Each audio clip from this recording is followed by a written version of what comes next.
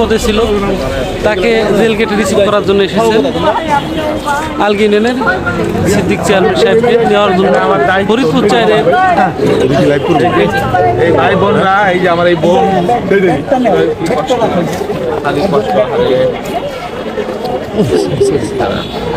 আপনাকে আপ্লুত হয়ে পড়ছেন সবাই দীর্ঘদিন জেল কেটে বেরোলেন ভাই আমি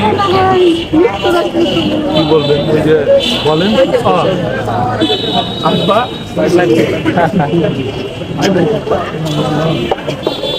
সিদ্দিক ভাই সবার উদ্দেশ্যে কিছু বলেন আপনার এমপি সাহেব কি করলেন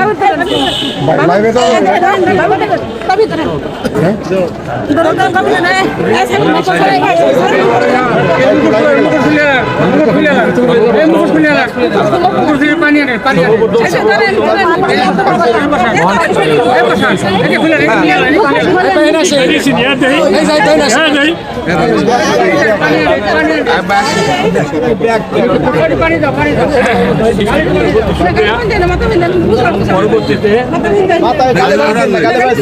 আন্দোলনে মামলায় এলাকার মানুষের পরবর্তীতে আমাদের ভাঙার মা মাটি এবং আমি আমার জায়গায় বসে আমার স্ত্রী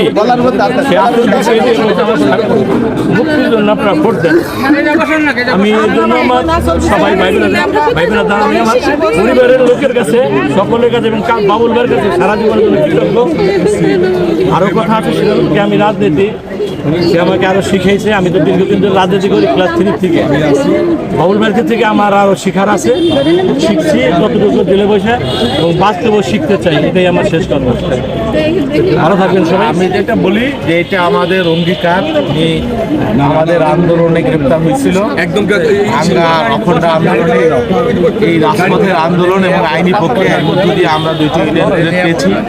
আমার ওয়াদা ছিল বাবুল ভাইয়ের আমার ওয়াদা ছিল যে সিদ্দিক ভাইয়ের সহ সবাইকে আমরা মুক্ত করব। একটু দেরি হলো, নির্বাচনের কয়েকদিনের মধ্যেই নানান ধরনের পরিস্থিতির কারণে কোর্ট বন্ধ ছিল, তো বিচারক সাহেব ছিলেন না, সিদ্দিক ছিলেন, সেই জন্য আমাদের কিছু দেরি হইলো। অন্যান্য যারা রয়েছেন জেলখানায় অনেকের হাইকোর্ট থেকে জামিন হয়েছে, যাতে পরবর্তীতে এদের বিরুদ্ধে আর কোনো রকমের কোনো হয়রানিমূলক কোনো কিছু না হয়, সেই জন্য আমরা কথা বলেছি। হ্যাঁ ওইটা আমরা কথা বলেছি প্রশাসনের সাথে। ইনশাল্লাহ কয়েকদিনের মধ্যেই 2-4-5 দিনের মধ্যেই ম্যাক্সিমাম মোটামুটি 90% মুক্তি পেয়ে যাবে ইনশাল্লাহ। এটা আমাদের নির্বাচনের আগেও আমি বলেছি, ওয়াদা করেছিলাম।